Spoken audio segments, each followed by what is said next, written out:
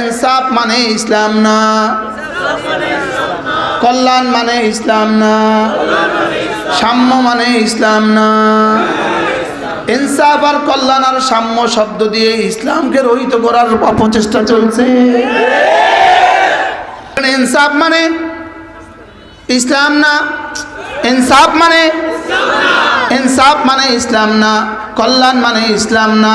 সুইজারল্যান্ডে কল্যাণ তো আছে, ইসলাম নাই। ইটালিতে ইনসাফ তো আছে, ইসলাম নাই। তাহলে ইনসাফ করলেই জান্নাতি হয় না, ইসলাম ছাড়া জান্নাত হয় না। কি বলছি বলেন? ইসলাম ছাড়া জান্নাত হয় না, ইসলাম ছাড়া জান্নাত হয় না। যদি ইনসাফ ইসলাম হইতো তাহলে ইটালিওয়ালারা সবচেয়ে আগে জান্নাতে চলে যেত। যদি কল্যাণ মানে ইসলাম হইতো তাহলে রোম সুইজারল্যান্ড সবার আগে জান্নাতে চলে যেত। তাহলে বোঝা গেছে আমাদেরকে ধোঁকা দেওয়া হচ্ছে। এই শব্দগুলো দিয়ে দিয়ে আমাদেরকে ধোঁকা দিয়ে বোকা বানানো হচ্ছে। কি শব্দ দিয়ে?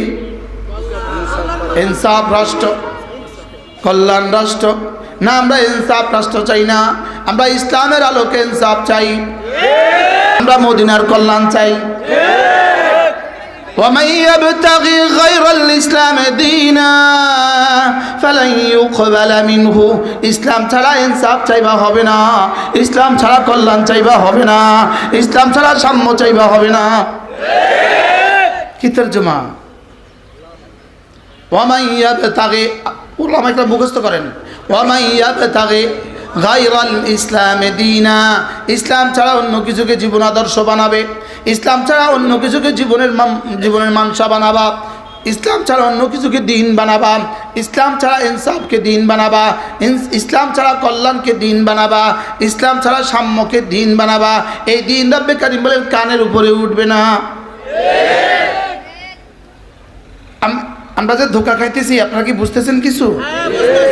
জাতি যে ধোঁকা খাচ্ছে কিছু বুঝতেছেন আপনারা? ধোঁকা দিতেছে কি দিছে না? কি দিয়া? ইসলাম দিয়া, ইনসাফ দিয়া, আর কি দিয়া? কল্যাণ দিয়া, আর কি দিয়া? আমরা কল্যাণকর রাষ্ট্র চাই না, না আমরা ইসলামী রাষ্ট্র চাই, আমরা ইনসাফকর রাষ্ট্র চাই, আমরা ইনসাফকর রাষ্ট্র চাই না, না আমরা ইনসাফওয়ালা রাষ্ট্র চাই না, আমরা ইসলামী রাষ্ট্র চাই।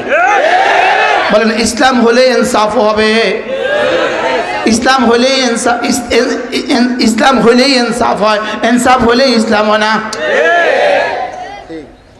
আমাদের তো অনেক সরে সদর হয় না বিষয়টা নিয়ে, আমাদের তো অনেক